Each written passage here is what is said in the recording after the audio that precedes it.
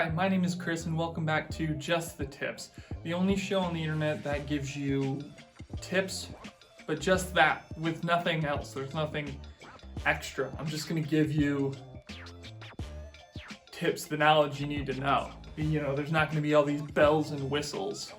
It's very low budget, very boots to the ground, not crazy time town show, okay? So don't put your expectations high. Keep them low. Now, I'm definitely not the first person to tell you this, but coffee is all the rage right now. And more importantly, being a coffee snob is all the rage right now. So I'm gonna give you some quick tips on how to appear to know more about coffee than you actually do.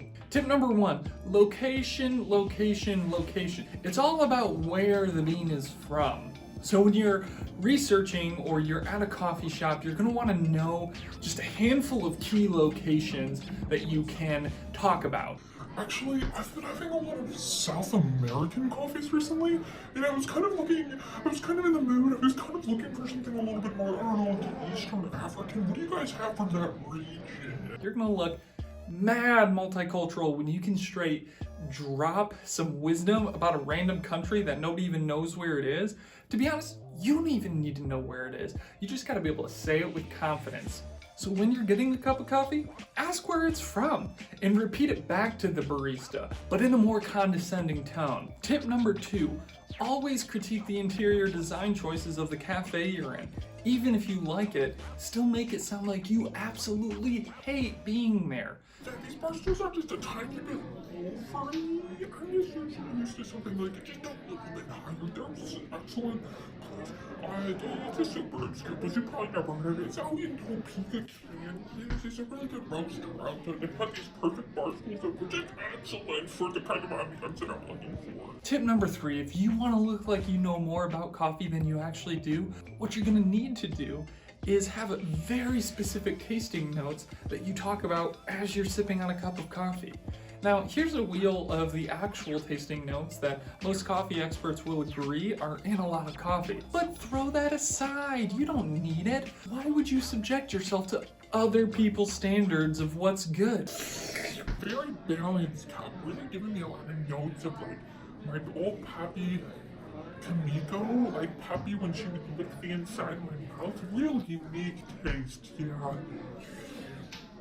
Yeah, it's undergirded by a really good amount of like lead paint contextualness. It's very excellent, yeah. Thank you so much for joining us on Just the Tips. Come back next time and I'm going to teach you how to simultaneously be the most rebellious kid in your family while also being your parents' favorite. Thanks, bye. Wait a second. Am I even my parents' favorite? I make all these videos, but who's to say if they even watch them? They didn't even miss me at Thanksgiving. I'm not even in their top 5, and there's only 4 of us. Lynn? Gary? Can you hear me? This is all a thinly veiled facade. I'm standing in front of a green screen. Life is a green screen. Reality is just behind the curtain, but we're too busy putting dumb animated graphics of coffee up. Australia is on fire. California is on fire. There are dogs at Pounds that will die because no one will come and pick them up. And you just sit there in your office chair watching this video during work hours. Like, share, and subscribe.